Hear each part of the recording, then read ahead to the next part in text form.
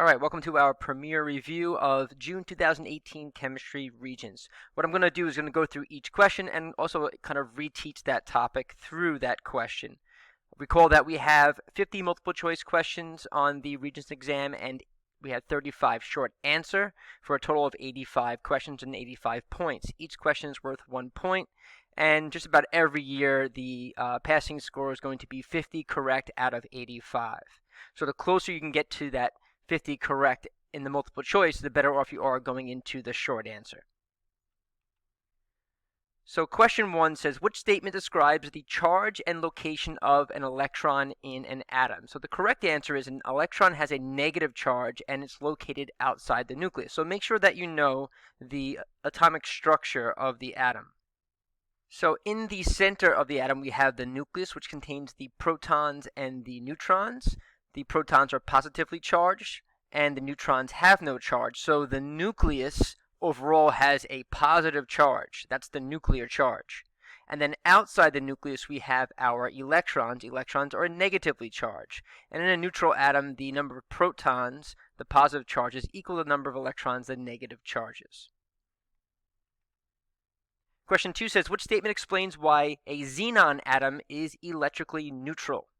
So the key word is neutral here, meaning the positive equals the negative. So the correct answer is the atom has the same number of protons and electrons. Again, recall that the protons are positive and the electrons are negative. So all atoms on the periodic table, the key word being atoms, are electrically neutral, meaning they have the same number of protons as they do electrons. So in the carbon atom, we have 6 protons and we have 6 electrons. Question 3, if two atoms are isotopes of the same element, the atoms must have. Well, the key word here is the isotope. Iso meaning same. So this is the same element, but it has a different mass. And it gets a different mass because it has a different number of neutrons. So the answer is the same number of protons and a different number of neutrons. So in terms of subatomic particles, that's protons, electrons, and neutrons, state one similarity and one difference between isotopes. This is a very common short answer question, which relates to this question here.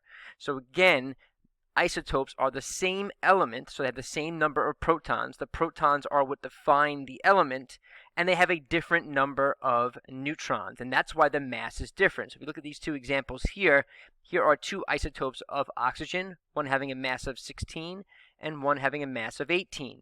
So what's the difference? Well, the protons are the same. That's what identifies it as being the element, in this case oxygen, having 8 protons.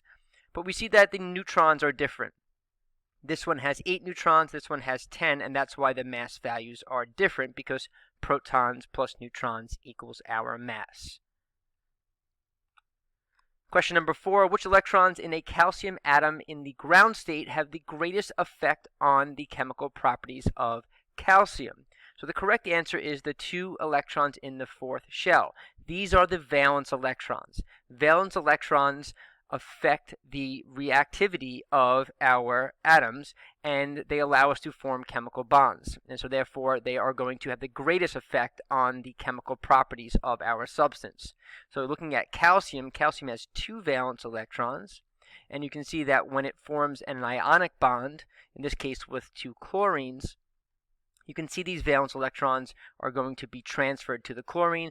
That's causing the reactivity, and that's what is giving us our chemical properties. Question number 5, the weighted average of the atomic masses of the naturally occurring isotopes of an element is the atomic mass of the element.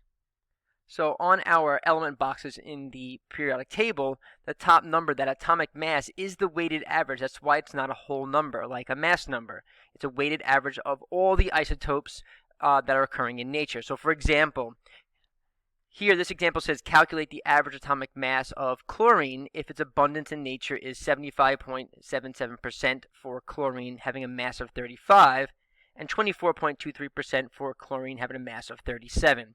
So we have these 2 different isotopes of chlorine. They have different mass number, and this is the percentage that we can find them in nature. And so to calculate this average atomic mass, this weighted average that's listed on the periodic table, we take the mass times its percent abundance, as we see here, plus the next mass times the percent abundance, and you would keep going if it has more isotopes. In this case, we only have 2. And then we're going to divide by 100 to get these numbers out of percent, and we get an answer here. Now, when you get your answer, that number has to be greater than your lowest mass and less than your highest mass. So it has to be in between our mass values. So we have a mass of 35 and a mass of 37. This answer falls in between that. So we know that we probably have a correct answer. The other thing you can do is look at the percentages. If 75, almost 76% of my abundance is a chlorine with a mass of 35, that means the weighted average is going to be closer to 35 than it is to 37. And we can see here our weighted average is closer to 35 than it would be to 37. Question 6. Which element is classified as a metalloid? So looking at your reference table, make sure you can identify metals, nonmetals, and metalloids. So there's a staircase that's here, and it's kind of dark or bold on your periodic table and your reference table. So everything to the left of the staircase, as we have here in this kind of purple color, are metals. So a vast majority of the elements on the periodic table are metals. Everything to the right of the staircase are going to be nonmetals. Don't forget hydrogen, that is a nonmetal on the left side. And then we have our metalloids. These are everything on top of the staircase and the 2 in the center underneath, which we have GE and SB. So there are 7 total metalloids. If you recall the properties of metalloids, metalloids have properties of both metals and nonmetals. So we know metals are shiny, they have luster, and they're good conductors of electricity and heat, and nonmetals are the opposite of that. Well, metalloids have both properties. Metalloids tend to be lustrous or shiny. They're pretty good conductors of heat and electricity, but they are very brittle like nonmetals. So if we hit them, they tend to break pretty easily. Question 7. Which statement describes a chemical property?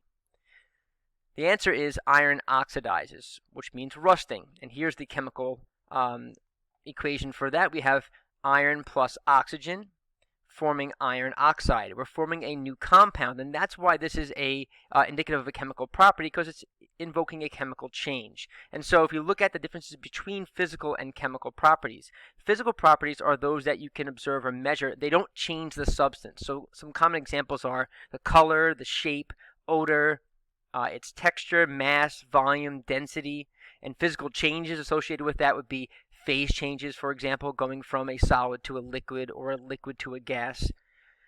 Chemical properties are those that are going to change the substance. And some common examples are flammability, combustible, rusting, reactivity.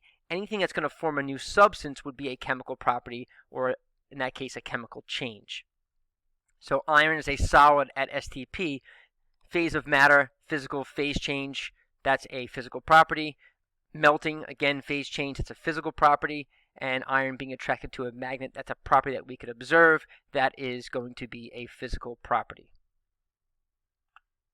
Question 8, graphite and diamond are 2 forms of the same element in the solid phase that differ in their structure, in this case, crystal structure. So here is example of some graphite, and here's an example of diamond. So we can see they're physically, they look different.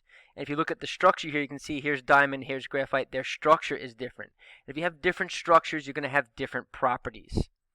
If you recall that graphite and diamond are made of just carbon. So all these atoms here are simply just carbon. So what is different is their structural arrangement, and again, their properties from that.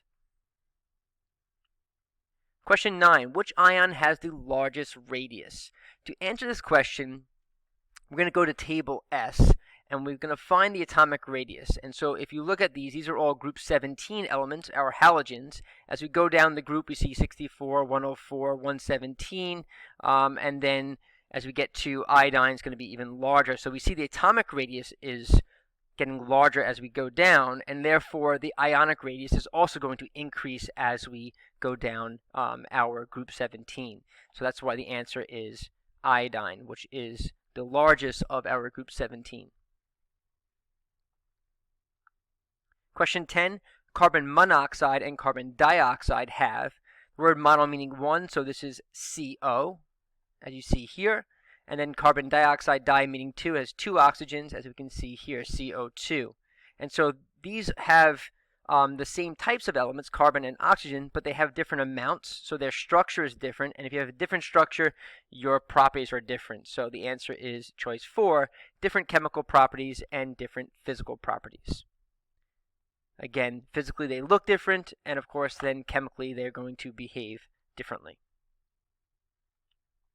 Question 11. Based on table S, which group on the periodic table has the element with the highest electronegativity? So electronegativity is a measure of attraction for electrons, and it's based off of fluorine, which is the highest at 4.0. So we're going to go to table S. And a very easy way to do this is we have our groups here. So here's group 1, group 2, group 17, and group 18. So what I did is I'm just going to go across period 2. I'm going to look up lithium, beryllium for group 1 and group 2, fluorine for group 17, and then we look up neon for group 18, and you'll see that fluorine is going to have the highest. For neon doesn't have an electronegativity value because it doesn't want to attract electrons because it is inert, it is stable, has a full valence shell. And you can see lithium here, group 1 has a electronegativity of 1, and beryllium is 1.6. So we can see the largest of this is going to be fluorine. So again, table S is going to give us those values. 12. What is represented by the chemical formula PbCl2S, standing for solid? This is going to be a pure substance because it's a compound. A solution, we would look for AQ, indicating that it's dissolved in water. And mixtures, again, a good example of a homogeneous mixture would be AQ, indicating a solution. And heterogeneous mixture, we would have this substance, and then it would say and something else. So because it's just a compound, compounds are pure substances. So if you recall our kind of hierarchy of matter here, our classification.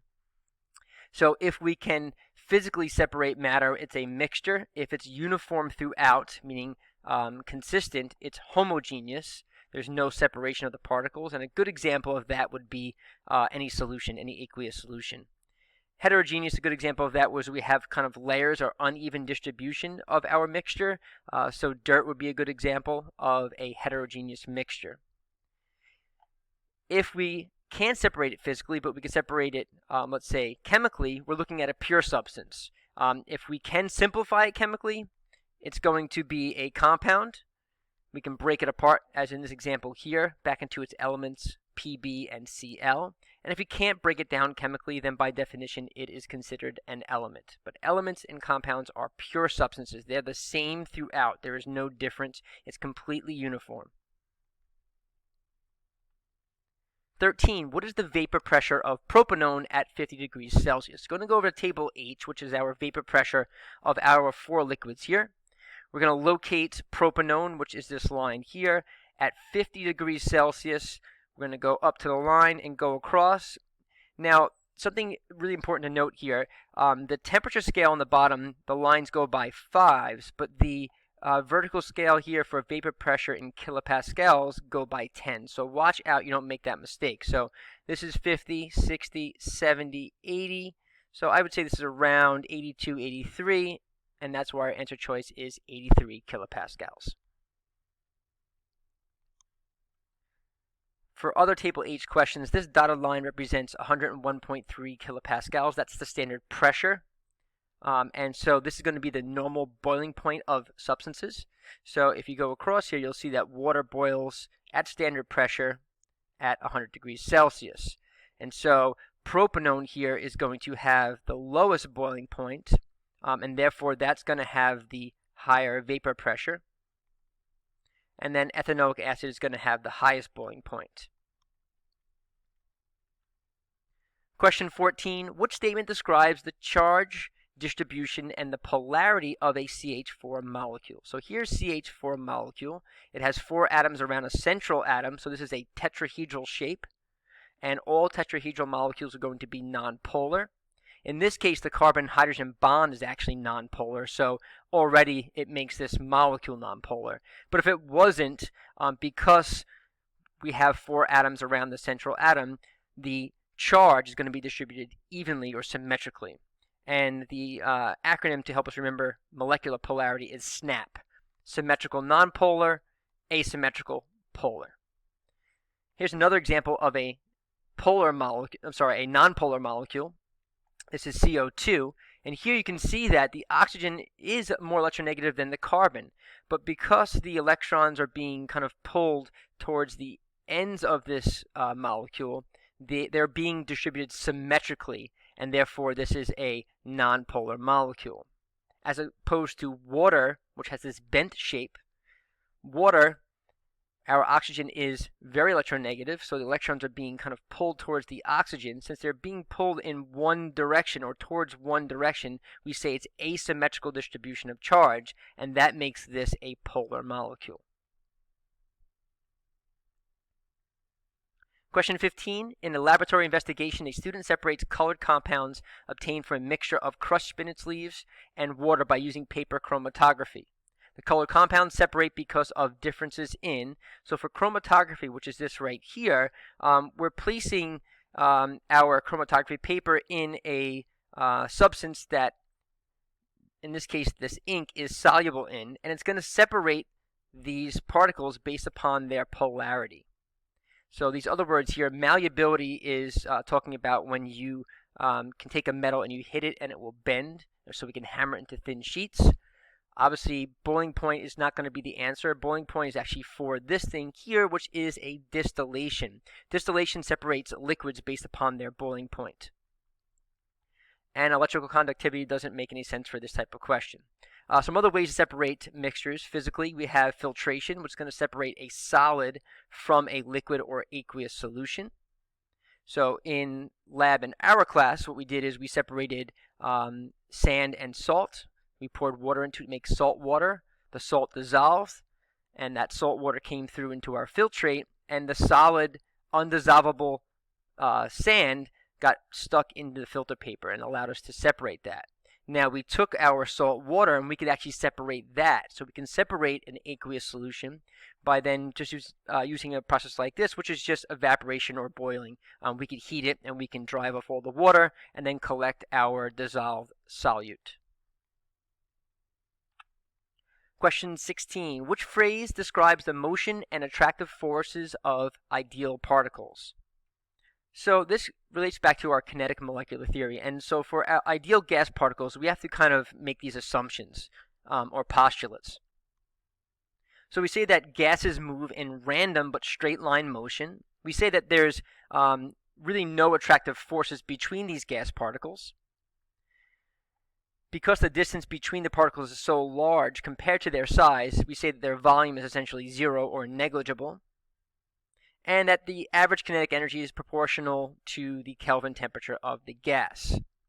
And so looking at our choices here, choice 1 is the answer, random straight line motion and having no attractive forces between the particles. Again, we know that these are assumptions and it's not necessarily the case, and so we can do certain things to make these hold true. So to make a real gas behave like an ideal gas, we can do things like lower the pressure to keep the particles far away from each other so they don't attract each other.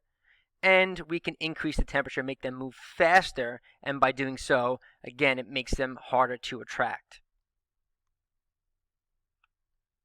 Question 17. At which temperature will liquid mercury and solid mercury reach equilibrium in a closed system at 1 atmosphere?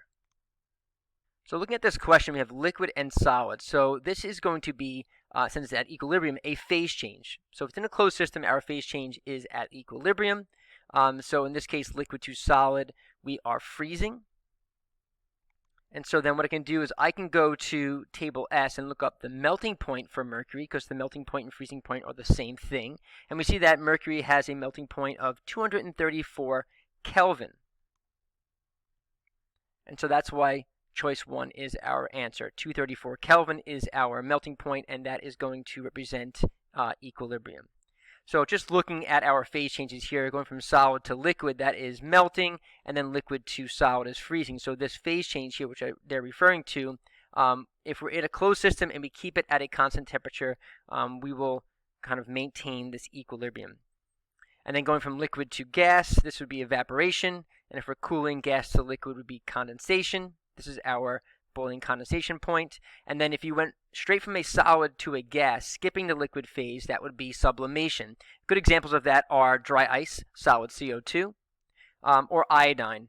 Those are good examples in our Regents problems where we can see our sublimation process. Question 18. A molecule of any organic compound has at least one.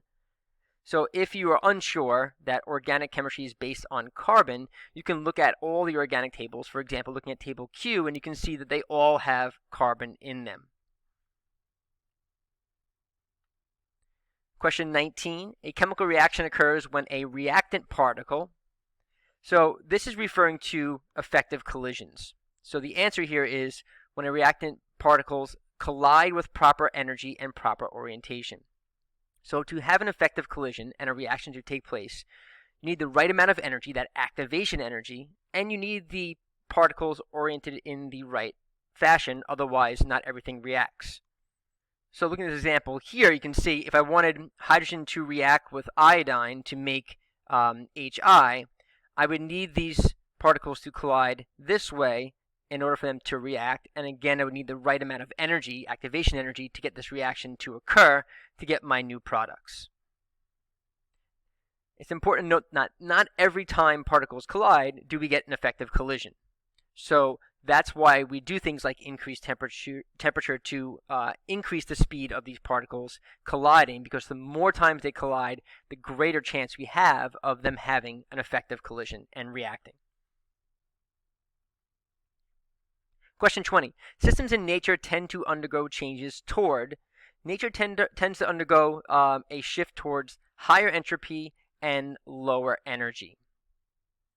And so here's why. If you look at our potential energy diagrams here, this is exothermic, this is endothermic. Look at the amount of activation energy in comparison. So exothermic, we need this amount of energy to get over this hill here. That's our activation energy. And endothermic, we need a lot more energy to get that reaction going. So because we need less activation energy in exothermic reactions, they just tend to happen more often. In terms of entropy, nature tends to go towards more chaos, more disorder, more randomness, right? Because entropy is just that. It's this idea of having more disorder, more randomness, more possible ways to arrange something. So when we look at our states of matter, solid is very ordered. There's not many ways we can arrange a solid, and therefore it has very low entropy. As we get to gas, gas is very spread out, very disordered, and there's many, many different combinations or ways we can arrange a gas, and therefore gas has very, very high entropy.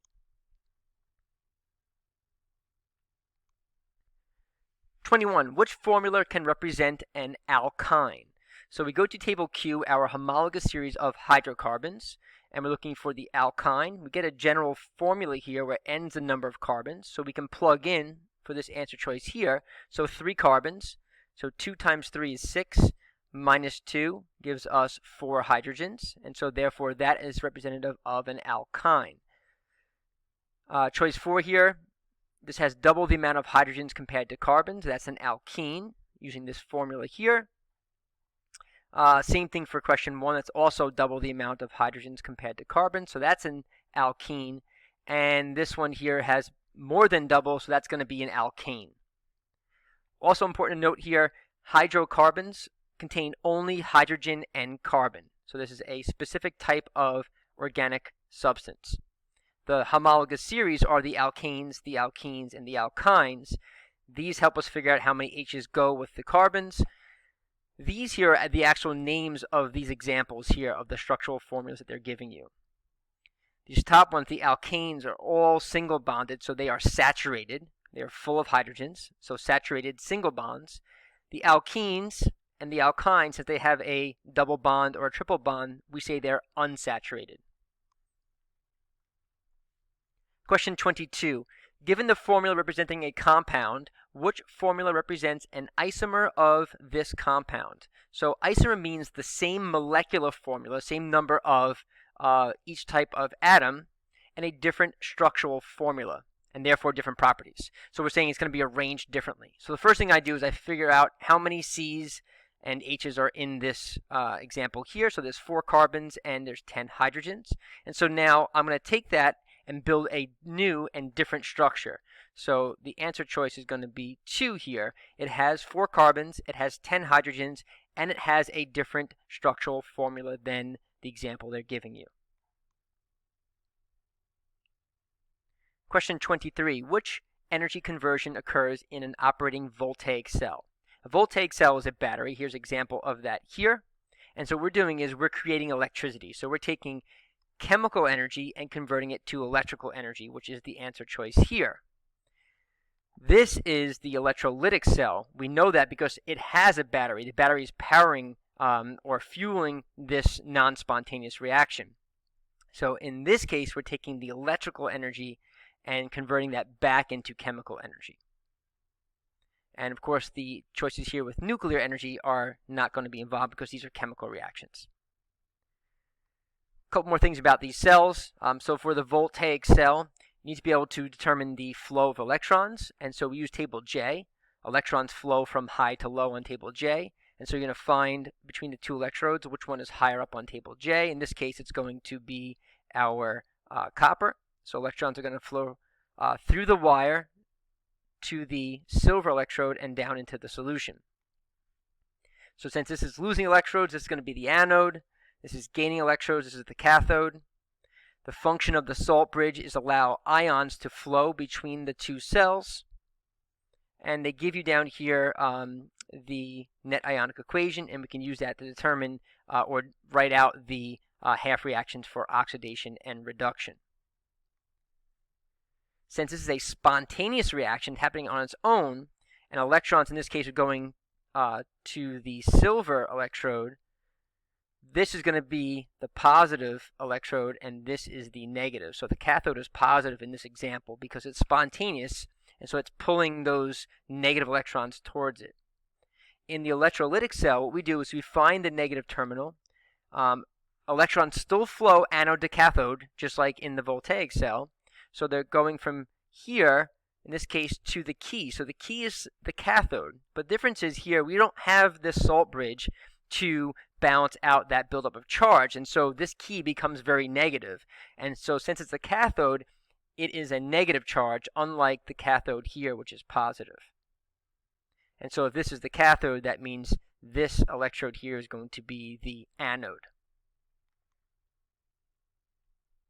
Question 24, which process requires energy to decompose a substance? Decompose means break down.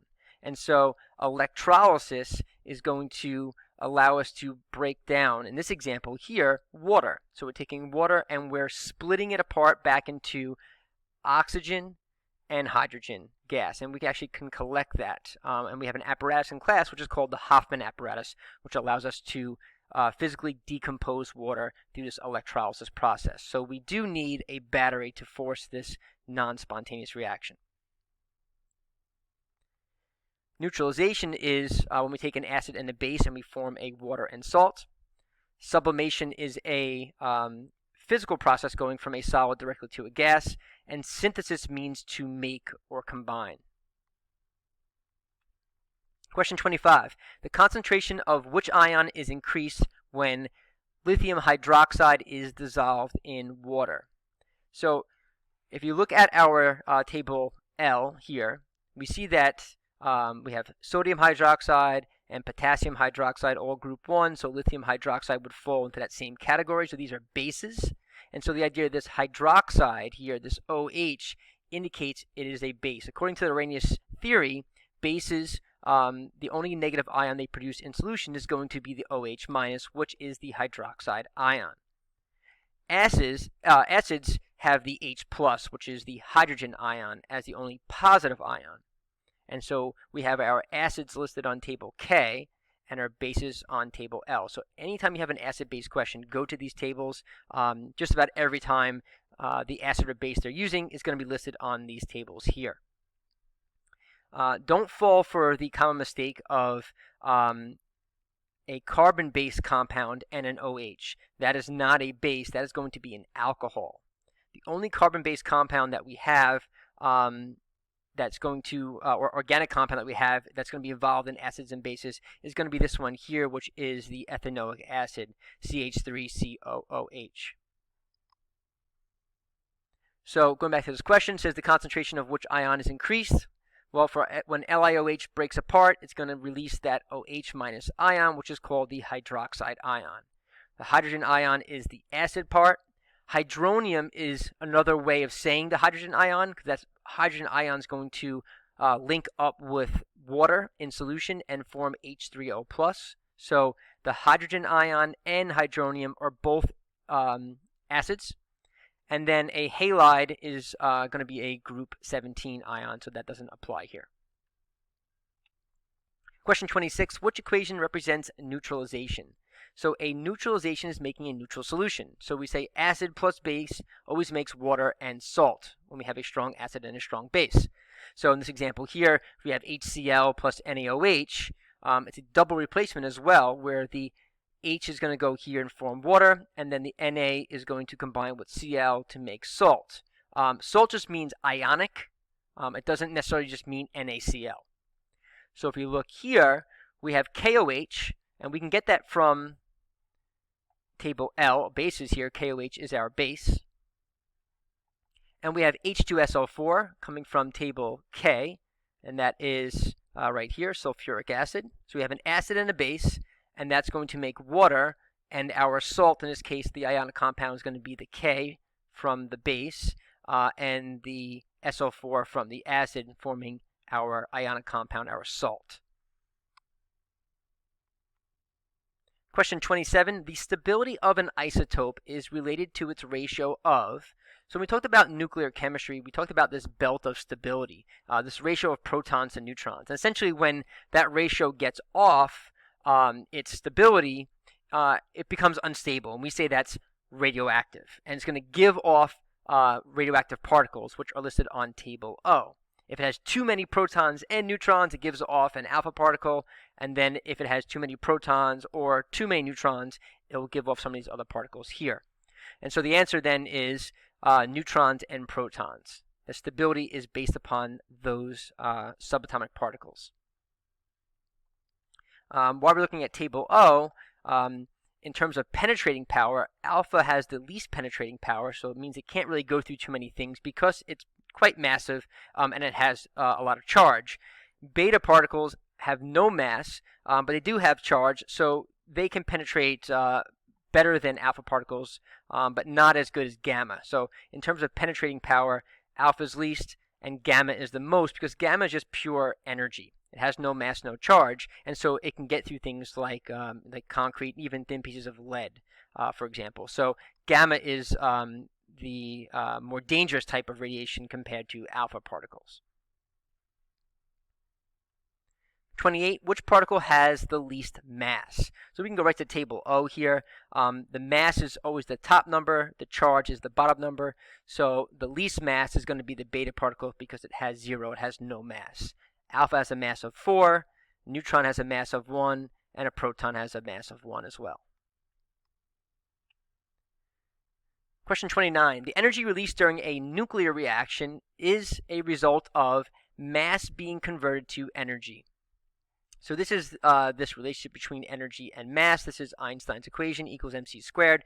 And we learned about nuclear reactions, and the reason they're so useful is because they release a lot of energy.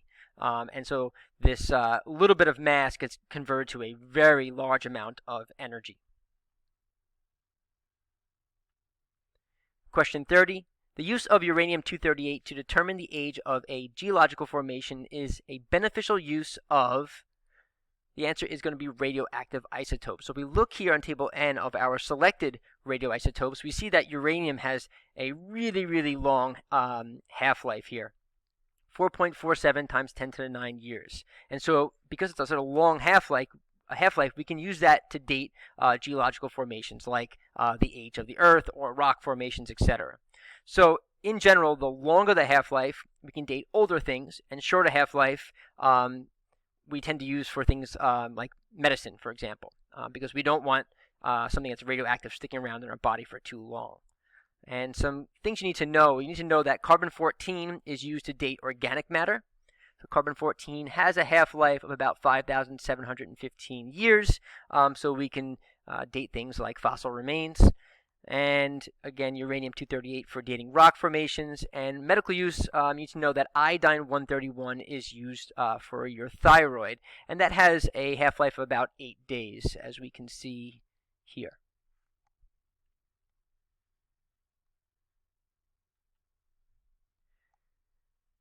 Okay, for the next two questions, we're going to use this information here and our bright line spectrum. The bright line spectrum is representative of the wavelengths of energy being released when electrons go from excited back to ground state. And each element has its own unique bright line spectra, like a fingerprint.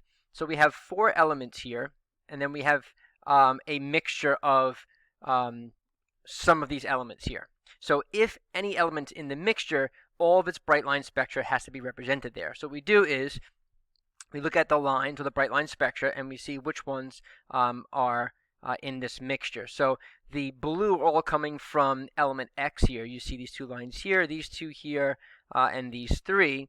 And the red lines are coming from element A, as we can see here. So if any element is just missing even just 1 line, then that element is not going to be in that mixture. It must have all the lines or the bright line spectra in there.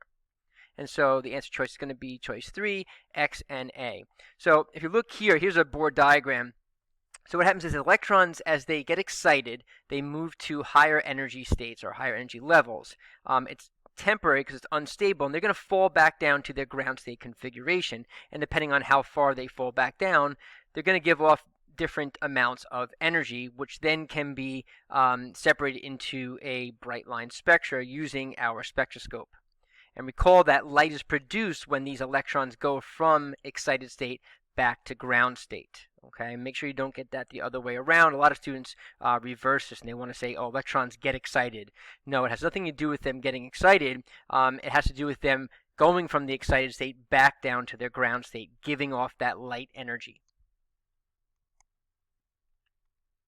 Question 32. Each line in the spectra represents the energy, as we just said earlier, released as an electron goes from the higher energy, the excited state, back down to lower energy, the ground state.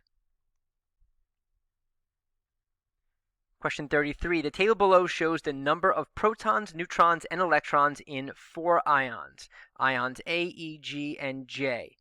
Which ion has a charge of -2? Well, recall that protons are positively charged, neutrons are neutral, they don't have a charge, and electrons are negatively charged. And so if you look for answer choice A here, we have 8 protons, so 8 positive charges. We have 10 electrons, 10 negative charges. So overall, we have 2 extra negative charges, and that's where the -2 charge is coming from. So this ion, our choice is going to be A, having that -2 charge. 34. What is the approximate mass of an atom that contains 26 protons, 26 electrons, and 19 neutrons? Recall that the mass of a proton is 1 atomic mass unit. The mass of 1 neutron is also 1 atomic mass unit. And we say the mass of an electron is approximately 0 because it's such a small value. And so all the mass, as we talked about earlier, is centrally located in the nucleus, in that very small, dense positive nucleus. And so we're looking for approximate mass of an atom that has 26 protons and 19 neutrons. I'm not factoring electrons because they don't have any mass. And so 26 plus 19 is going to give me a mass of 71 atomic mass units, or in this case 71 U, representing units. 35. Which electron configuration represents a potassium atom in the excited state? And so all of the electron configurations on the periodic table are ground state, so the low energy configuration. And so to find an example of an excited state, we want to first make sure that the number is not changing. This has 19 electrons. And so an excited state still is going to have 19 electrons. They're just going to be in a different arrangement, different levels of shells, etc. So what we do is we're going to find the ground state configuration, that 2881, And then I'm looking for an answer choice that still has the 19 electrons, but in a different configuration than that. And the answer choice is choice 4. So let's see what actually happened in choice 4 and why it's excited. So one of these third level or third shell electrons got excited and jumped up to the valence shell, as you can see here. So it jumped here. Again, that is temporary, and when that electron returns back to ground state, it's going to give off light, which we can see in the bright line spectra.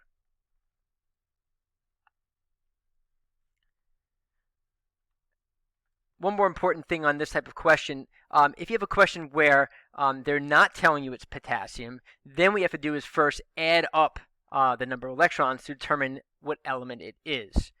So just make sure that you're aware of that the number of electrons equals the number of protons, the atomic number, in any atom.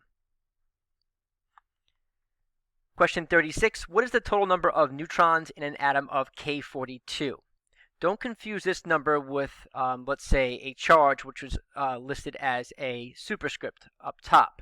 This is the mass number of an isotope. And mass is protons plus neutrons, because that's what's in the nucleus of the atom.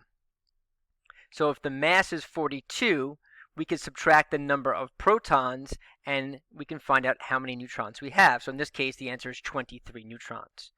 Again, see why that makes sense. If the total mass here of the nucleus is 42, if we know the protons, then the only thing left is going to be the neutrons.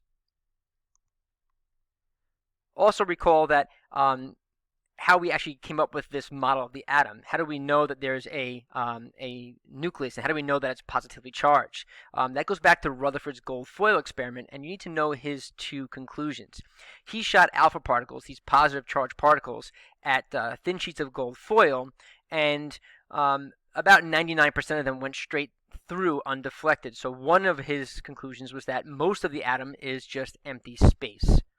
And then, around 1% of the time, some of the particles got deflected or bounced back. And so he concluded that they must be hitting something small, and it had to be positively charged, because if he's shooting positive charges at it, that's why it is deflecting. So he concluded that there's a small, dense, positive nucleus. Okay, so again, the two conclusions: small, dense, positive nucleus, and most of the atom is just empty space. 37.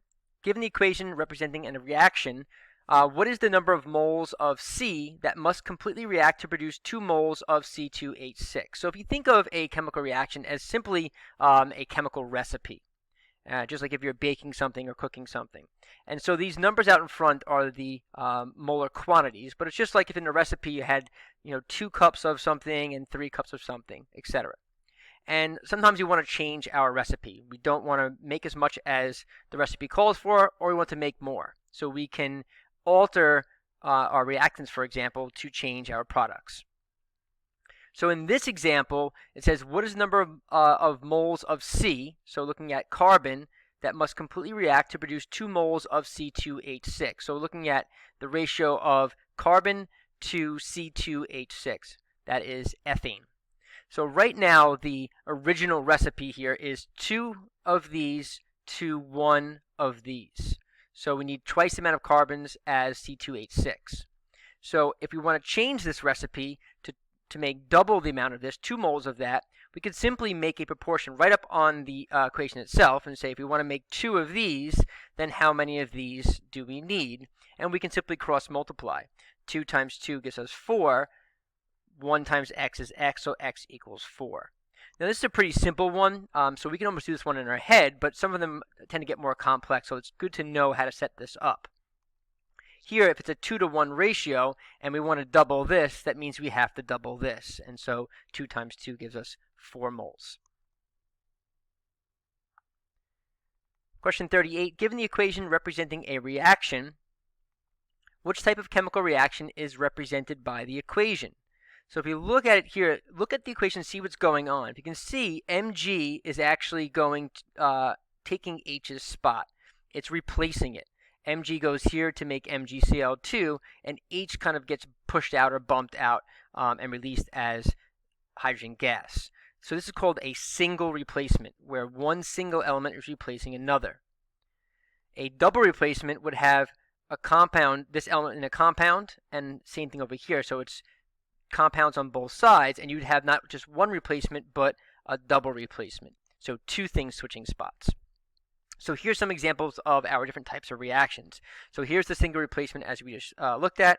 The double replacement difference is, you look here, A is going to go here, and C is going to go here to make our new compounds AD and BC. Synthesis means to make or combine, so we're taking individual substances and making one product. And decomposition is just the opposite of that. We're taking one product and breaking it apart into many pieces.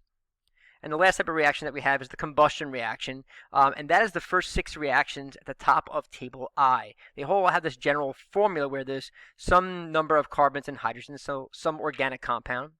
In the presence of oxygen, we're going to make CO2 and water. Question 39. The table below lists properties of selected elements at room temperature. Based on this table, which statement describes how 2 of these elements can be differentiated from each other? So what you have to do is look at the table and see what's going on. So we want to differentiate them. And so the answer for this one is going to be sodium can be differentiated from iodine based on malleability. So here's sodium, here's iodine. They have different densities.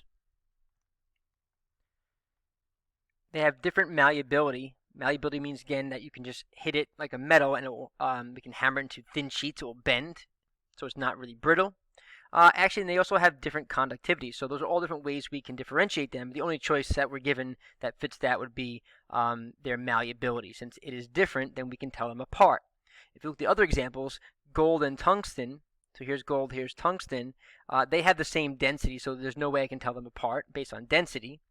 And we have gold and sodium based on malleability. They are both malleable, so that doesn't help us differentiate them apart.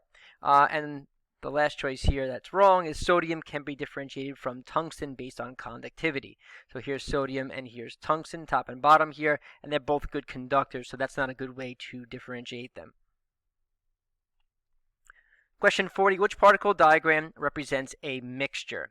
A mixture means we have 2 or more substances in the same place at the same time, but that are not chemically combined. So in terms of these particle diagrams, they're not touching each other. And so this is our correct answer here for a mixture. We have a mixture of one compound, and we have these 2 elements here. Looking at the other examples, why they're not the answer, why they're not mixtures, here we have the same substance throughout, and if you look at the substance, it is 2 different types of atoms, but they are touching each other, meaning they're chemically combined. So this is a compound. So an example could be H2O. This is also a compound. This could be like CO, carbon monoxide. And here we have just one type of circle, meaning just one type of element. So this is just an example of an element. So the only choice showing 2 different things in the same place at the same time, which is definition of a mixture, is choice 3. Something important to note about these particle diagrams, when you have 2 of the same circles, the same color, so either 2 dark circles or 2 unfilled circles together, students often confuse them and think they are compounds, and they are not. The word compound means 2 or more different elements chemically combined. So this would be an example of a diatomic element, such as H2. Question 41, an atom of which element reacts with an atom of hydrogen to form a bond with the greatest degree of polarity? To be polar basically means to be different. So we're looking for the greatest polarity. So we have to go to table S and look up the electronegativity difference between hydrogen, which is 2.2, and then any of these other elements here. And we'll see that fluorine has the greatest attraction for electrons, the greatest electronegativity at 4.0. And so what happens is that's where we get this unequal sharing of electrons. Electrons are being pulled closer to fluorine. And we develop this partial negative charge and a partial positive charge. And so this is a very polar molecule. But going back to the question, the electronegativity difference, the END, 4 for fluorine, 2.2 for hydrogen, so that difference is 1.8. That's the greatest difference of all these examples here.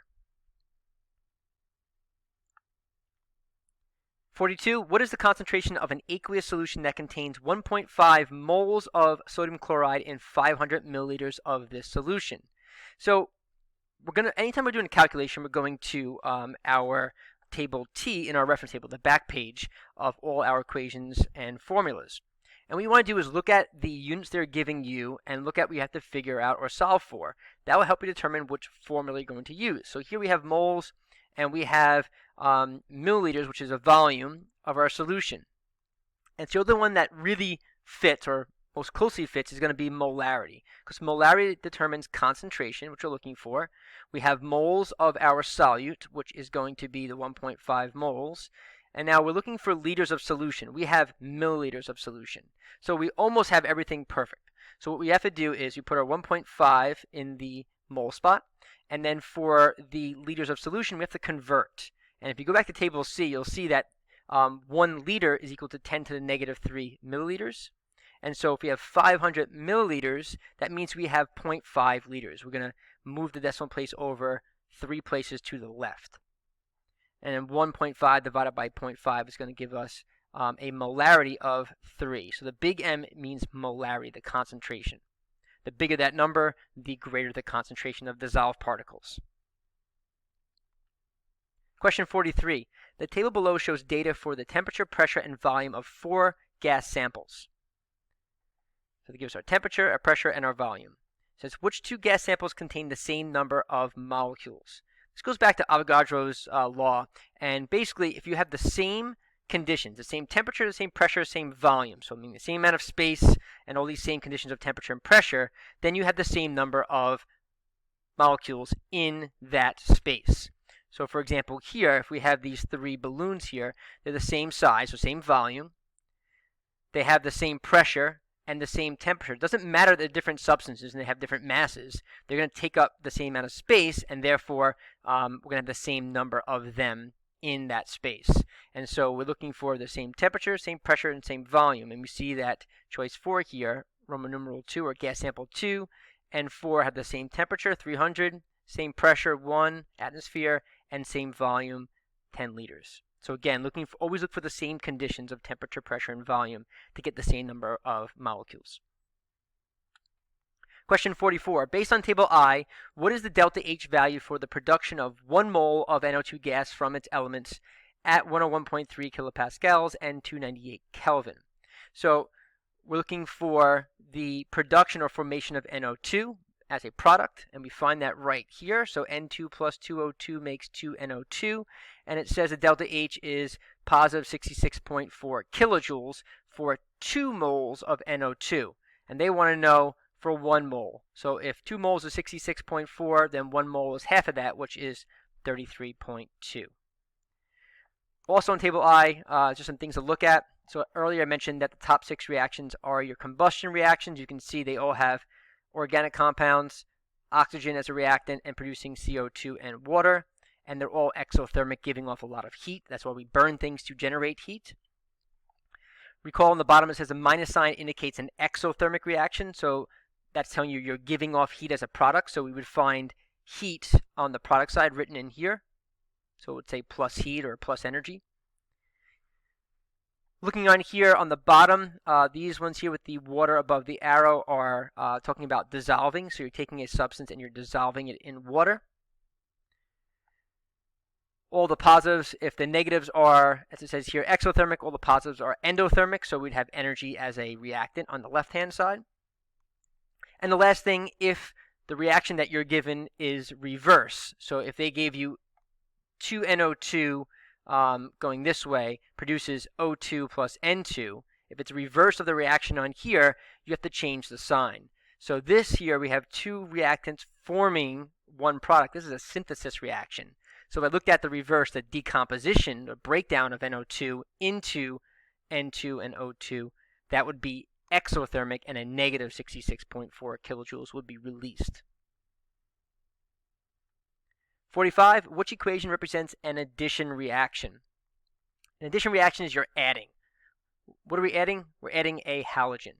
So the choice here is going to be choice 2. We're adding this halogen here. You can see that just by looking at it, we took 2 chlorines and we added or stuck it to C3H6 to form our new product.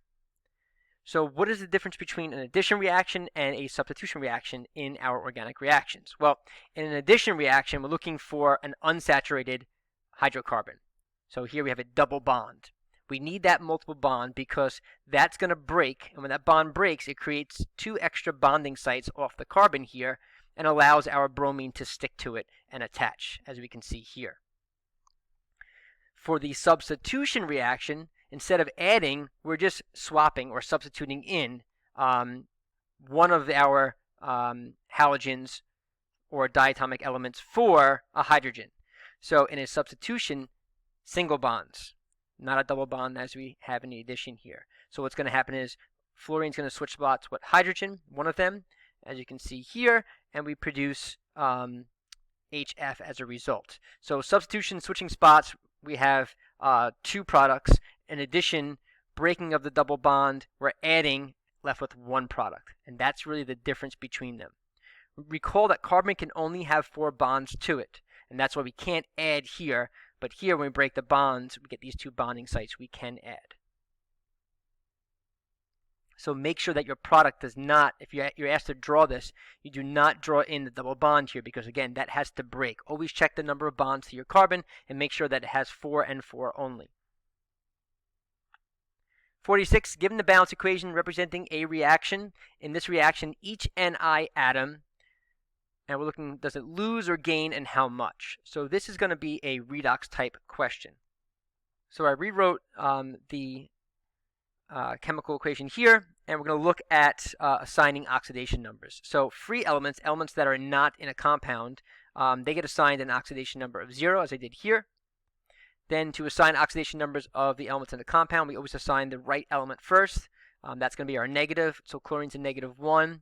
Since there's 2 of those, -2, we need 2 positive charges here, an oxidation number of 2 to balance that out and make it equal 0. And same thing we do here, so -1 for the chlorine, so H is a +1. So now they're looking at nickel. So what is nickel doing? Well, it's going from 0 to +2, as I rewrote the half reaction here. So 0 to +2, that means it's going to give off 2 electrons. This is an oxidation. If you recall, Leo, loss of electrons is oxidation, and gain is reduction.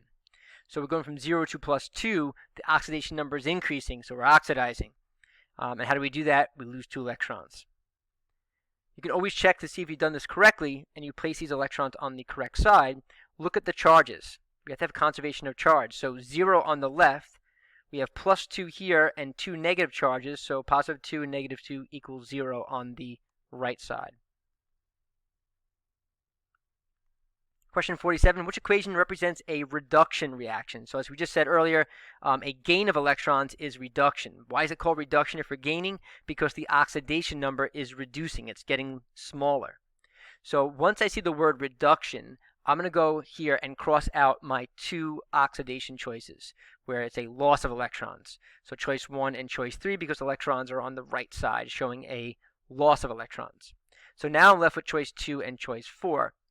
And so they both have electrons on the left-hand side, so now I've got to figure out which one is correct. So recall conservation of charge. So both sides must be equal. If you look at the left one here, free elements like iron here is an oxidation number of 0. And 0 and -3 is -3, which is not equal +3. So that choice is out. So the correct answer is choice 4, because +3 and -3 equals 0. And a free element, iron, here is also equal to 0, so that's that conservation of charge. Question 48, given the balanced ionic equation representing a reaction, during this reaction, electrons are transferred from, so again, we have to assign oxidation numbers to our free elements, which are 0. These ones are already done for you because they are ions. And so I wrote out here the half reaction so we can really see this in more detail. So copper is going from 0 to +2, as I wrote here. I fill in my electrons. This is an oxidation.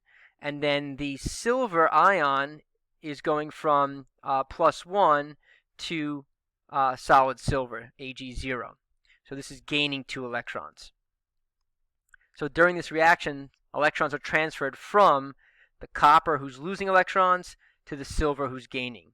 Now, recall that everything's going to be on the left-hand side, the reactant side. Just like when we talked about acids and bases, it's the same concept. We talk about what's going on to the reactant side. The product side is just the result of that. So here, copper is losing electrons to this silver ion, which is gaining them, and then the resulting products are going to be these here. So the choice is, answer choice is Cu, solid copper, to the silver ion. Question 49, which metal reacts spontaneously with the Sr2+ ions? So table J and spontaneity, we're looking for the higher up you are, the more reactive or more active you are. And therefore, it will be spontaneous if the element is higher up than the one they're referencing. So it says, which metal reacts spontaneously with Sr+2? So here's Sr here, so I'm looking for anything above Sr. So Li, Rbk, Cs, or Ba. And so the answer choice we have here is going to be Cs. And I gave you an example of a type of reaction here. This is a single replacement where Cs is more reactive than our Sr+2 ion, and so it's going to replace Sr. It's going to bump it out. And the last multiple choice, question 50, given the balance equation representing a reaction, the water molecule acts as a base because it... Okay, this is going to be the alternate theory of acids or bases, and that is the acronym BAD, where bases accept the H+, and acids are going to donate the H+ ion. So what you have to do is you have to look at the reactants and then look at the products and see what happened. So if we look here, HCl, and then on the product side we have Cl-. So this lost an H. It donated. So if it donated an H, it's going to be an acid. So HCl is our acid. And then water, which they're asking about, H2O goes to H3O+. This gained an H. So if it's gaining an H, it's accepting, that's our base. So water is acting as a base because it accepted an H+.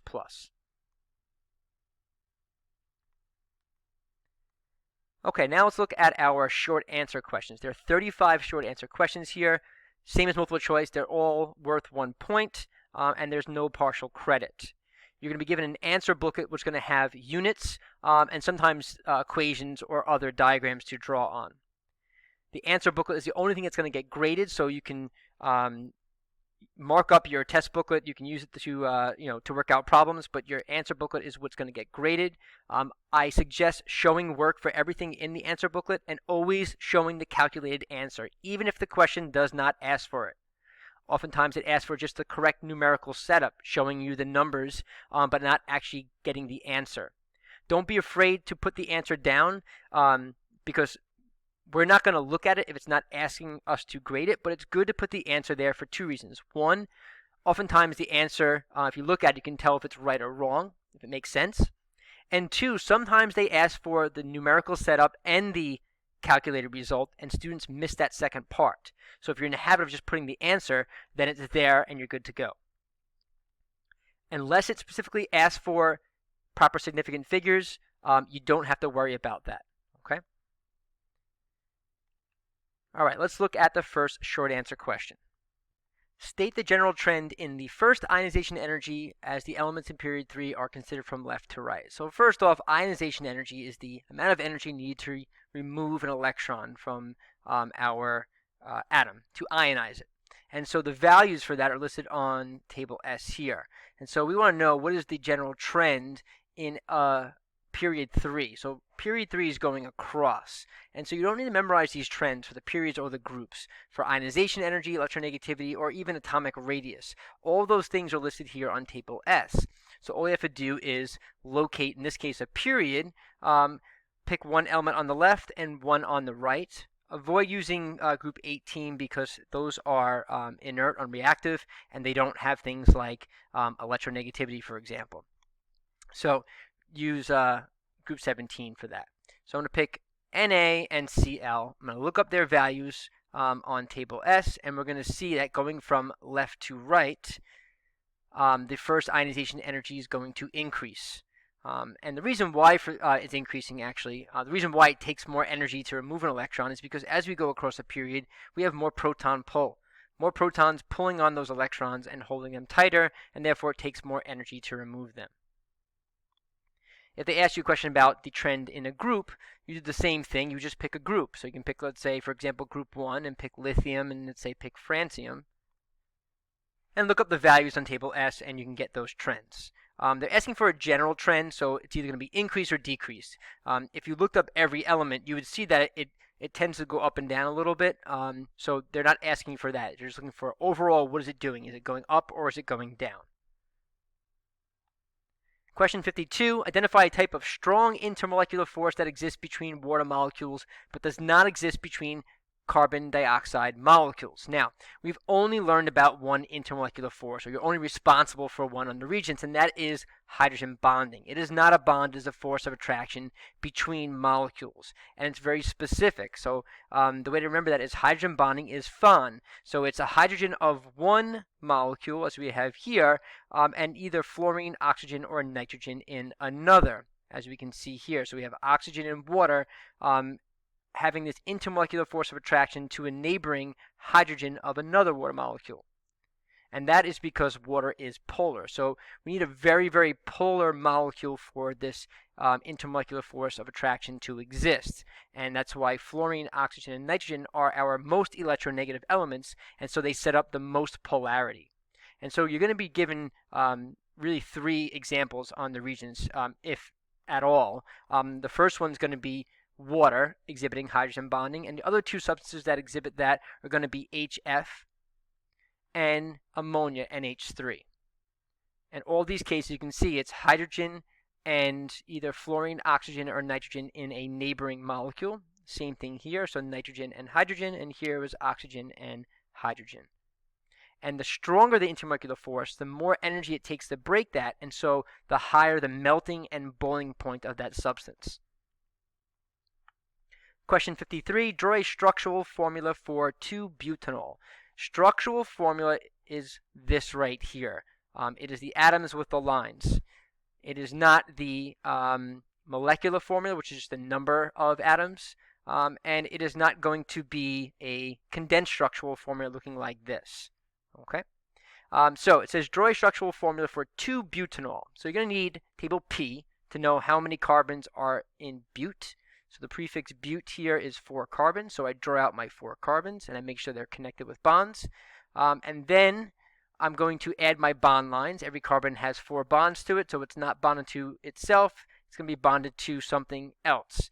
And then I want to look up OL. Well, the OL on table R indicates it is, right here, it is an alcohol, so it contains an OH functional group. So it's going to have all hydrogens and then just one functional group. And if you look at the example they give you, they wrote 1-propanol because their functional group OH is on the first carbon. But this question is asking for 2-butanol.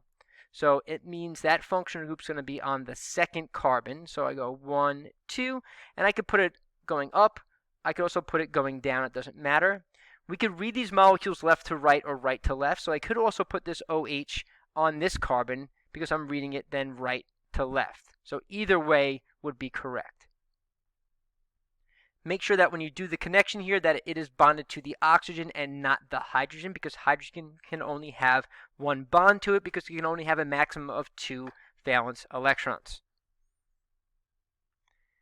Question 54 says, explain in terms of element classification why silver chloride is an ionic compound. So these in terms of get students a lot. So you have to make sure that you're answering the question in those terms. So element classification is simply metal or nonmetal. So looking at silver chloride, which is going to be right here, AgCl. And so the answer is that it contains a metal and a nonmetal. Silver is a metal, and the chloride, the chlorine here, is going to be a nonmetal. So recall that ionic compounds are between metal and nonmetal. So metal is on the left side of the staircase on the periodic table, and nonmetal is on the right. And there's a transfer of electrons when they form a bond to get a full valence shell from the metal to the nonmetal. We get an ionization, so the metal becomes ionized and forms a positive ion, and the the nonmetal gains the electron and forms a negative ion. Covalent, the word co meaning share, valent meaning valence electrons. So covalent means they're sharing electrons between 2 nonmetals. Because they have similar electronegativities, no one can win this game of tug of war on these valence electrons, so they share them. either equally in a nonpolar bond or unequally in a polar bond. The last type of bond that we have is a metallic bond, and this is not between two different metals. This is actually the bond between metals of the same type of atom. So for example, if you have a gold ring, what's holding those gold atoms together? That's a metallic bond. And there's a sea of mobile electrons going on, these moving electrons. And because they have moving electrons, that's why metals can conduct electricity in the solid state, where none of the other compounds can. So metals conduct in all phases of matter. Covalent never conducts. And ionic will only conduct electricity when it's either molten in a liquid state or dissolved in solution, aqueous, because it will have those charged particles. Question 55, show a numerical setup for calculating the percent composition by mass of silver in silver carbonate. And they give you the gram formula mass. So we're looking for percent composition. So I go to table T, I find percent composition. It says mass of the part over the mass of the whole times 100. So this is the piece that we're trying to figure out, the mass of the whole thing, and don't forget to multiply it by 100 because it's a percentage. And so we're looking for the mass of silver in silver carbonate. So silver carbonate is here. And the mass of silver is 108 grams on the reference table. That's the mass. But notice there's 2, Ag2. So the mass of silver is actually going to be 2 times that, or the mass of the part is 2 times that. So 2 times 108. And then the whole thing, they were nice enough to give you the gram formula mass of 276. That goes on the bottom, times 100. They were only asking for the numerical setup, so that's all I'm showing here. But like I said, I would just give the answer anyway. So common mistake, students won't put this 2 here. They won't multiply it by 2 because there's 2 of them. That's one of the common mistakes. If they don't give you the gram formula mass, then you actually have to look up the mass of each of the atoms. So in this case, the mass of 2 silver, the mass of 1 carbon, the mass of 3 oxygen, add them together, and that's your gram formula mass. The other mistake students make is that they don't multiply by 100, and therefore it's an incorrect answer. Question 56. Identify the silver compound in the table that is most soluble in water. So soluble, we're looking at solubility. It takes us to table F. When they say most soluble, what they really mean is that which one is soluble because the other things are not. So silver compound. So we're going to go back to this table here. So we have silver carbonate, silver chlorate, silver chloride, or silver sulfate. So we're going to look up all of these on our table F. So let's look those up here. So this column here is going to be soluble, means they dissolve. This one is insoluble, means it doesn't dissolve. And then the exceptions will negate it. So if it's in a soluble column and there's an exception, then it means it's insoluble, and then vice versa for this column here. So we're going to look up CO3. I find CO3, which is over here, carbonate. That's insoluble, means it doesn't dissolve. I check the exceptions, and Ag silver is not an exception. It's not group 1 or ammonium. So that's insoluble, so that's out. The next one, AgClO3, which is going to be the correct answer. I find ClO3, chlorate. That's in the soluble column, and there are no exceptions, so that's soluble. That's going to be the most soluble. But we can check the rest of them just to make sure. Cl is a halide, which is right down here under the circle. That is soluble, but when it's combined with Ag, as in the case of silver chloride, that's an exception. So it's no longer soluble. The Ag in combination makes it insoluble. And the last one, silver sulfate. I locate sulfate, which is here. That is also soluble, but then when it combines with Ag, it makes it an exception, so it's insoluble. When a cobalt-59 atom is bombarded, meaning hit with a subatomic particle, a radioactive cobalt-60 atom is produced. After 21.084 years, 1.20 grams of an original sample of cobalt-60 produced remains unchanged. So we're missing the question here, but the question 57 says, complete the nuclear equation by writing a notation for the missing particle. So they gave you this in your answer booklet for the Regents, and they asked you to fill in the missing particle. And so this goes back to what we've done all year long, which is conservation. So the mass and the charge. So the top number and the bottom number must be the same on the reactant side, the left side of the arrow, and the right side of the arrow. So we can solve for anything that's missing just knowing that. So we see that the right side has a mass of 60. We have 59, so the missing particle must be that missing mass of 1. The charge on the bottom is 27, and on the right product side is also 27, so that means this particle can't have any mass. And so 1 over 0, and then I can go to table O, and I see that 1 over 0 is a neutron. So the correct answer is either the symbol here, or you can write the word neutron.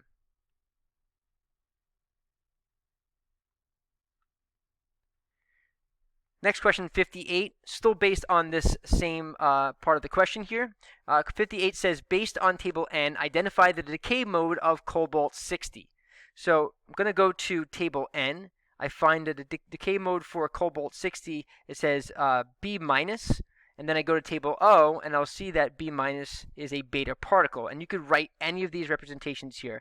So any of these are correct answer. Writing the word beta, 0 minus 1e, or the beta symbol with the negative there. Question 59, also on the same passage here. This is going to be a half-life question, which is going to require this information here. So all half-life problems are based around the same central concept here. You have to figure out how long the total time they're talking about. We need the half-life of the substance to figure out how many times the substance halved itself, and then you half the mass. So we always half mass, or fraction of mass, or percentage of mass. We never half time. Okay, so here it says that after 21.84 years have gone by, we're only left with 1.2 grams left of the original sample. We want to know what was the mass of the original sample. So we're going to work backwards here. But the first thing we do is we want to figure out how many times did this thing half itself. So how many half-lives did it undergo in 21 years to get to 1.20 grams? So I take the total time, the 21.084 years. I'm going to divide it by the half-life of cobalt-60. I looked that up on table N, and I see the half-life is 5.271 years. So when I divide to the nearest whole number, I get 4 half-life periods. So in 21 years, this thing halved itself 4 times to get to 1.20 grams. So what we're going to do now is we're going to, instead of half it 4 times, we're going to double it 4 times to figure out where do we start. And so 1.2 times 2 is 2.4, times 2 is 4.8, times 2 is 9.6, times 2 is 19.2 is our correct answer. And you always count the arrows. So I have 1 half-life, 2 half-life, 3 half-life, 4 half-life periods have taken place. Because think about it, each half-life is 5.271 years. So here is 5 years, or 5.2 years. Here's another 5.2 years, another 5.2 years, and then another 5.2 years. And that's a total of 21.084 years. So we started out at 19.2 grams, and after those 21 years, it halved itself 4 times, and we were left with that final mass of 1.2 grams. So what made this question a little bit different is that they're asking for the original mass. Question 60, determine the number of minutes that the substance was in the liquid phase only. So this is a cooling curve as opposed to a heating curve, which would be increasing from left to right. And so looking at this, you want to label these diagrams right off the bat.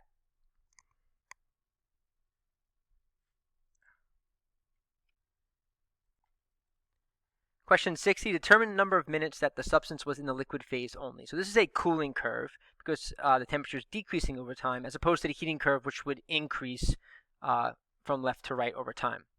So the first thing you want to do is label these things. So we're going to label this, but now think about it. It's backwards from our heating curve. We're starting out at a high temperature, so our gas is here, liquid here, and solid here. And we have our 2 phase changes, gas to liquid. This is going to be our condensation and boiling point. And here is going to be our freezing and melting point. And so we want to know the liquid phase. So liquid phase is from C to D. And so time-wise, that is 6 to 11. So the time that's in a liquid phase is going to be 5 minutes. Question 61, we want to compare the strength of the intermolecular force within this substance at 180 degrees Celsius, so in the gas phase, compared to the strength of the intermolecular forces at 120 in the liquid phase. Well, if you think about, so here's gas to liquid and then to solid. As we go from gas to liquid to solid, the particles are getting closer together. What's holding these particles closer together? Stronger intermolecular forces. So solids would have the strongest intermolecular forces and gases would be the weakest. So if we're going from gas to liquid, gas at 180 degrees Celsius would have weaker intermolecular forces, which is the correct answer. 62, describe what happens to the potential energy and the average kinetic energy of the molecules in the sample during interval DE. So during this interval here. And so what I could do is whenever you get one of these graphs, or anytime you see the word temperature, we want to replace it with, or at least write in average kinetic energy, because that's what temperature is.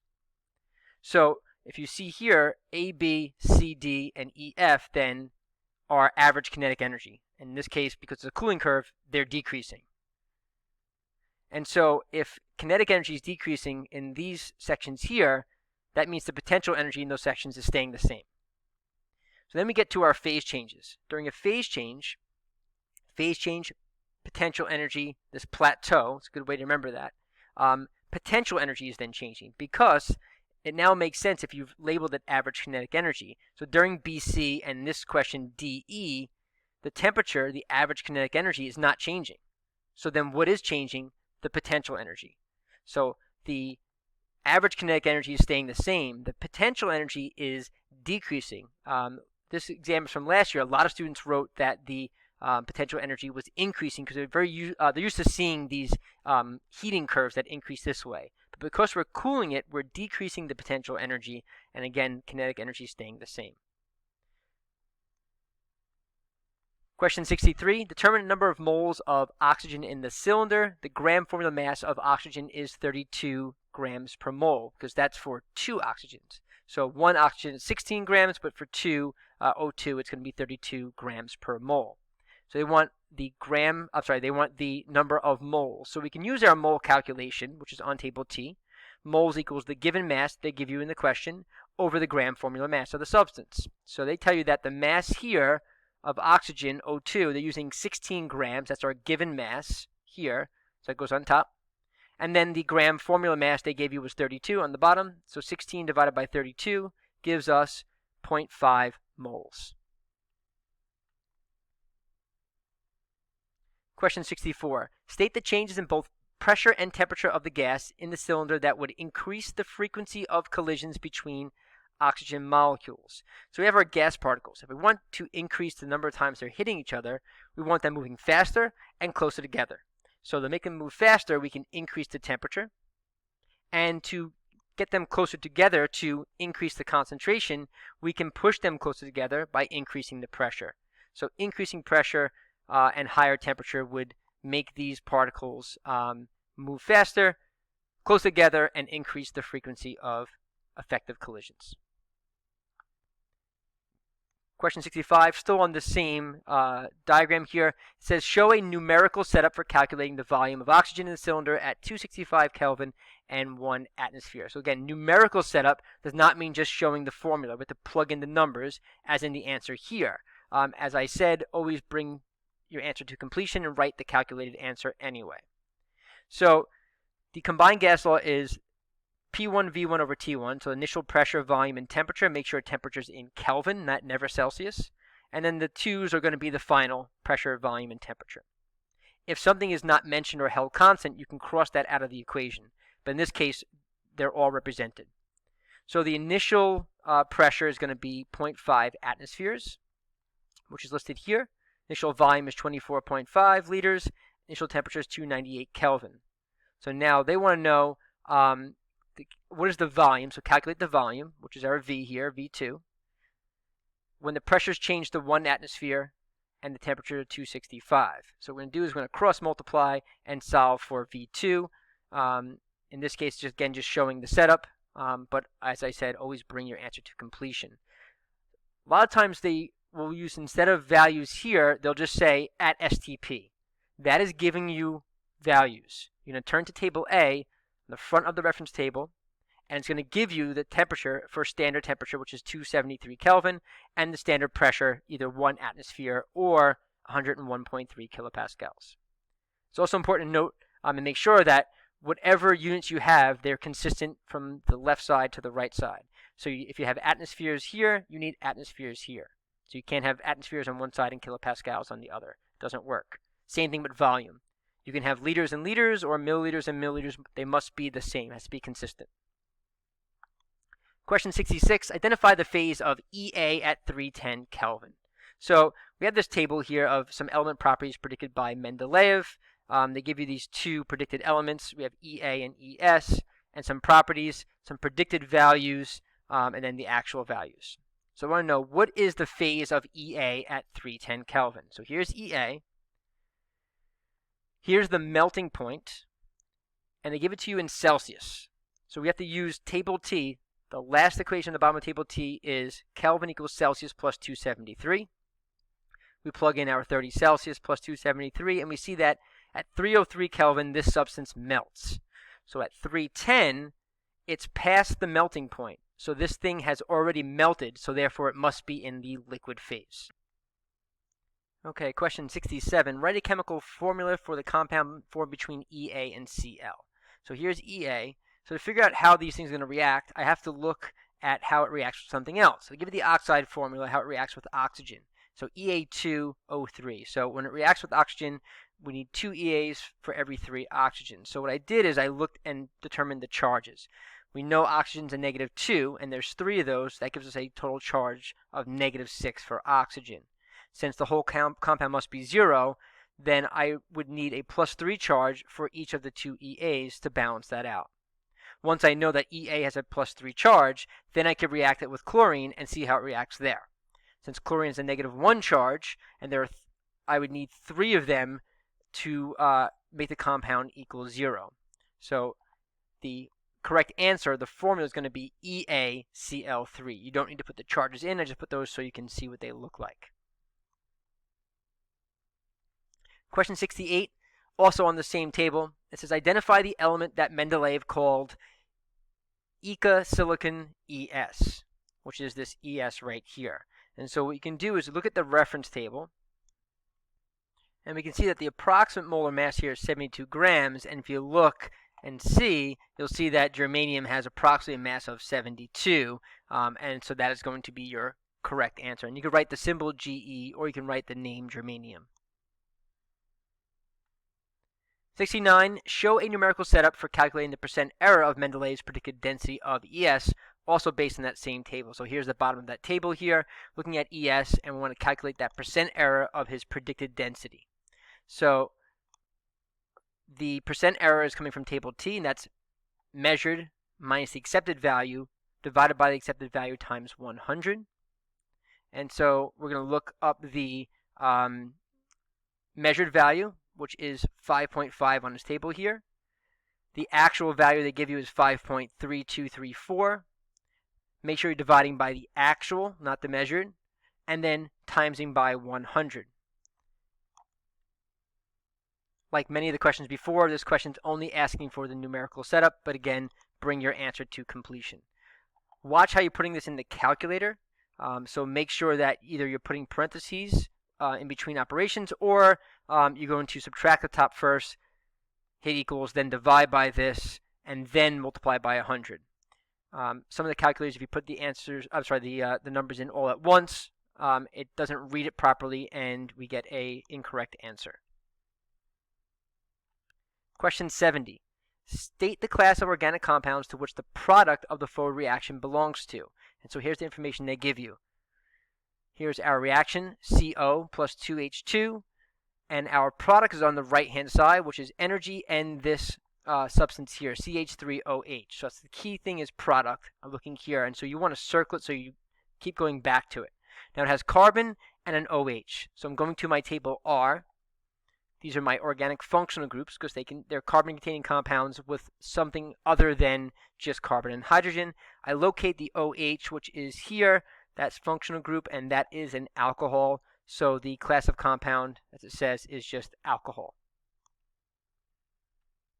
Question 71, compare the rate of the forward reaction to the rate of the reverse reaction in this equilibrium system that they're giving you here. At equilibrium, the rate of the forward reaction, left to right, is equal to the rate of the reverse reaction from right to left, meaning that this forward reaction is proceeding at the same rate or speed as the reverse reaction. That's what equilibrium is. The rates are equal. What's not equal is the concentrations. They are constant. So here's a good example of a graph here. So we have our reactants and we have our product here. So initially, if we have just reactants, that's all we have, a high concentration, and we have no products. And as the reaction proceeds, the forward reaction proceeds, and the reverse reaction proceeds. And so what happens is, as these things are proceeding, we get to a point where the rates become equal. This is equilibrium right here, starting. This is our equilibrium points here. The rates are equal, and the concentrations here remain constant. They're not changing. Notice the concentrations are not equal. They're not the same. They are constant. So rates are equal. Concentrations are constant. 72. Explain in terms of collision theory why increasing the concentration of H2 in the system will increase the concentration of CH3OH. So in terms of collision theory, so we're talking about particles colliding now. So why, when we add more, we increase concentration, would we get an increase in production of our product? Well, if we increase the concentration, we have more particles, we have more effective collisions. If we have more effective collisions, we have more reaction and we make more of our product. So increasing the concentration of H2 increases the number of effective collisions, is the correct answer. And that would give us more of our product. There are other ways we can make more of this product. We could increase the amount of CO. The concentration of CO would also force the reaction to the right. According to Le Chatelier's principle, when you add, it's going to shift away from that side. So adding H2 as this example, adding CO will shift to the right. We could also decrease, take away. So the way to remember that is take away towards. We could take away energy, so we can decrease the temperature, and that would force the reaction to proceed more in the forward direction to the right. And you can look at pressure. Since the reactant side has more moles of gas, this has 2 plus 1 is 3 moles of gas compared to 1 on the product side, increasing the pressure would increase this side or affect this side more and force the reaction to proceed to the right. 73. State the effect on the rates of both the forward and reverse reactions if no catalyst is used in a system. Recall that a catalyst is used to speed up the forward and the reverse reaction. So it speeds up this reaction and this reaction. So we don't get any shift in equilibrium, but we get to equilibrium faster. So if we're taking away a catalyst, then we're going to get there slower. So the rate of the forward and reverse reactions would decrease. Recall on our potential energy diagrams where what happens when we add a catalyst. So if we start out reactants, to get over this hump, this hill here, that's the activation energy. And so when we add a catalyst, we basically lower that hill, that hump. We require less activation energy. It provides an alternate pathway that requires less energy, and so then we get to our products faster. So in this example, it's the opposite of that. They're saying if we had a catalyst, we take it away, now we have more activation energy. Now it takes longer for the reaction to occur and reach equilibrium. Question 74, write the molecular formula for linoleic acid. So they give you this in the answer booklet, this big long structure here. And they want the molecular formula. This is not the structural with the lines like this here. And it's not the condensed, which is this here without the lines. They want the molecular. The molecular formula is just the actual formula, which is this answer right here. It's how many of each element you have. So count up all your C's, which are 18, all the H's, which are 32, and all the oxygens, which are 2. What I suggest doing is if you're counting like this, cross out as you count, and then double check. This is the order C18H32O2, but they would accept any order for this. So you could have the hydrogens first, the oxygen first. It doesn't matter in terms of reporting an answer. Recall that's molecular, the actual formula. The empirical formula is the simplest whole number ratio of these atoms. So what is their ratio? So you can divide by the greatest common factor, and that would give you the empirical formula. So in this case, the greatest common factor would be 2. So 18 divided by 2 is 9. So it would be C9H16O would be the empirical formula, meaning that there's 9 carbons for every 16 hydrogens for every 1 oxygen. Question 75, identify the type of chemical bond between the oxygen atom and the hydrogen atom in this molecule. So here's the oxygen, here's the hydrogen. What kind of bond is that? So it's a nonmetal and a nonmetal, so that bond is a covalent bond. There's no need to get specific and say what type of bond in terms of is it a polar or nonpolar covalent bond, because then you're opening yourself up to possibly getting it wrong. Since they didn't ask you to be that specific, you can be pretty general and just say it's a covalent bond. Question 76. On the diagram in your answer booklet, so they're giving you this in the answer booklet, it says circle the organic acid functional group. So we're going to table R. We find organic acid, that's our class of compound, and we have the functional group, which is this column here, and it's the C double bond O OH, which is this right here on the end, and you want to circle it. Now make sure if you get a problem like this, take your time and circle it appropriately. So we're not circling this carbon here, just circling the C double bond O, the O, and the H, and make sure you're including the H as well. Everything must be included and nothing more. Question 77, balance the equation in your answer booklet for the reaction in this fuel cell using the smallest whole number coefficients. Whenever you balance, it's always the smallest whole number coefficients, so make sure that you can't reduce it any further. So they give you this reaction here. Recall that if there's nothing there, there's unwritten 1 coefficient, so there's 1 of each right now. We want to balance it. So that means we need the same number of atoms on the reactant side as the product side. And so in order to balance this, we can put a 2 in front of the H2, we leave a 1 in front of the O2, and a 2 in front of the water. And let's see why that's balanced. We have 2 times 2 is 4 H's. 2 times 2 is 4 H's. We have 2 water molecules. That means in each water there's 1 oxygen. So 1 oxygen times 2 is 2. And on the reactant side, I have 2 oxygens as well. If you get stuck on any of these problems, what you could do is actually you can, below, you can either draw out particle diagrams representing them and making sure that whatever you have on the left, you have on the right. You can write the formulas out even more, or you can write out like 2 H's here and 2 O's, and maybe that will help you balance these. Question 78, determine the change in oxidation number for oxygen in this operating fuel cell. So change in oxidation number means you need to assign oxidation numbers. Elements that are in a compound, like these diatomic elements here, have an oxidation number of 0. And then when we assign oxidation numbers here, we assign the right element first, the oxygen to -2. That means hydrogen to +1, because 1 times 2 is +2, which equals 0 for the compound. And says determine the change in oxidation number for oxygen in the cell. So we take oxygen going from a 0 to a -2, so the change is from 0 to -2 is the correct answer. Question 79, state the number of moles of electrons that are gained when 5 moles of electrons are lost in its reaction. This question, there's no need to do really anything. All you have to know is that conservation of charge. The whole year we have conservation of mass, energy, and charge. In this case, if we are losing 5 moles of electrons, that means we must be gaining 5 moles of electrons, because 1 is oxidizing and 1 is reducing.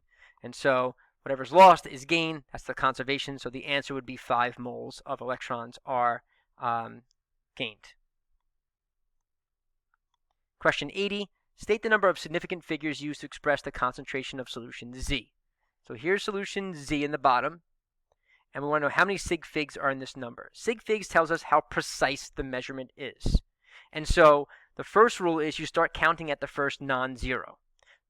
So the first non-zero is this 1 here.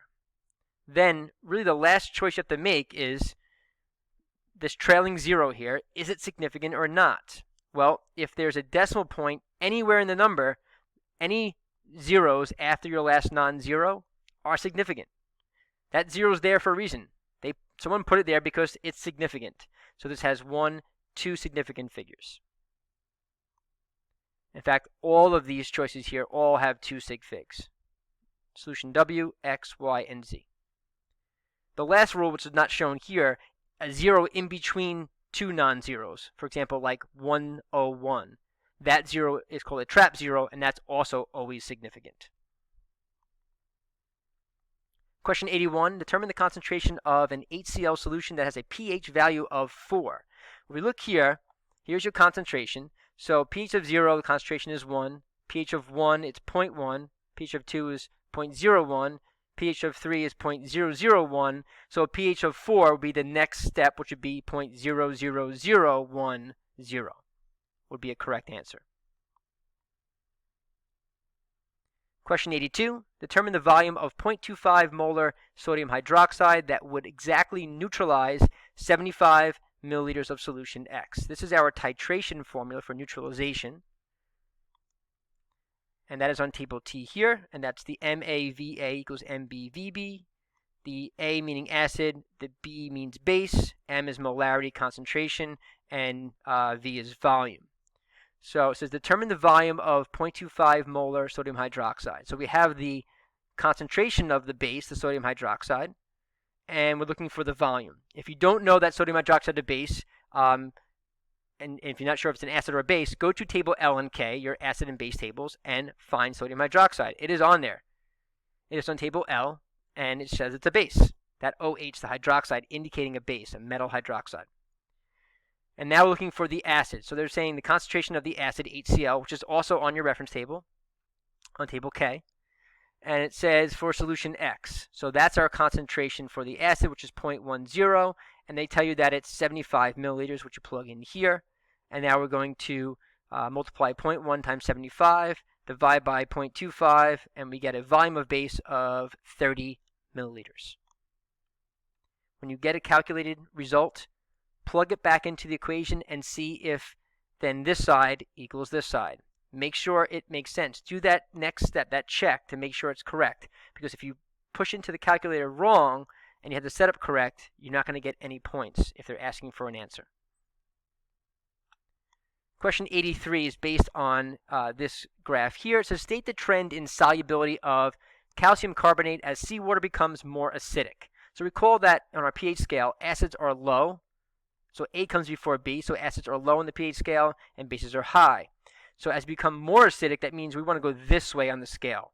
We want the low pH. So what happens to the solubility of calcium carbonate? Well, as we decrease the pH, become more acidic, the solubility goes up, it increases. So as seawater becomes more acidic, solubility increases is the answer. Question 84, state the color of bromocresol green in a sample of seawater in which the calcium carbonate solubility is 10 to the negative 2 molar. That's our concentration. So I go 10 to the negative 2 here for my molarity. I go across and I'm going to go down, and so it's maybe like 6.5, so a little more than 6, the pH. So if you go back to our pH scale, it's still considered acidic. And so I'm going to look here now and find my indicator, bromocresol green. The pH is a little greater than 6, so it's greater than the right end of this range here, so it's greater than 5.4. Therefore, it's going to be the right-hand color, which is blue. So if we use that indicator in this sample of seawater that has a pH of around 6.5, it would turn blue. So recall the way we use table M is that if it's less than, the pH is less than the left-hand number, it's the left-hand color. If it's greater than the right-hand number, it's the right-hand color. And if it's in between, it's a blend of colors. For example, if you had a pH of, for methyl orange of, let's say, 3.5, it would be orange, because red and yellow make orange. And we can use multiple indicators to even narrow down a pH even more. For example, if I had a substance that turned, let's say, it turned blue with bromocresol green, meaning it's greater than 5.4, and it turned yellow with bromothymol blue, which means it's less than 6, then I narrow down my pH of that substance to between 5.4 and 6.0. So we can use indicators like that as well. Okay, our last example, question 85. A sample of seawater has a pH of 8. Determine the new pH of the sample if the hydrogen ion concentration is increased by a factor of 100. So recall the pH scale is based on log, so every change in pH number indicates a 10-fold change in the concentration. So if we're moving 2 numbers, then that's 10 times 10 is 100. 3 numbers, 10 times 10 times 10 is 1,000. So in this case, looking for a factor of 100, so that means we're moving the pH 2 numbers. So now the question is, do I go to the left towards the acid end or to the right towards the base end? Well, we're starting out at a pH of 8, so I want to see what am I increasing. So it says, determine new pH of the sample if the hydrogen ion concentration. So hydrogen ion, or would say hydronium ion, mean the acid, not to be confused with the hydroxide ion, the OH minus, which is the base. So if we're adding acid, we're going towards the acid end of the scale. So we're starting out at a pH of 8, and we're going 2 places to the left. 1, 2, so a pH of 6. And that is our correct answer. So we now went through all 85 questions. Again, for this year and for most years, you need 50 questions correct out of 85 total for a passing score of 65. And typically 75 questions out of 85 correct for mastery, which is an 85 on the Regents. Hope this was helpful for you. Best of luck, and make sure you get a good night's sleep and you are at your exam early. Don't arrive late. Make sure you have a pen and a 4-function or scientific calculator. If you have one, graphing calculators are not allowed.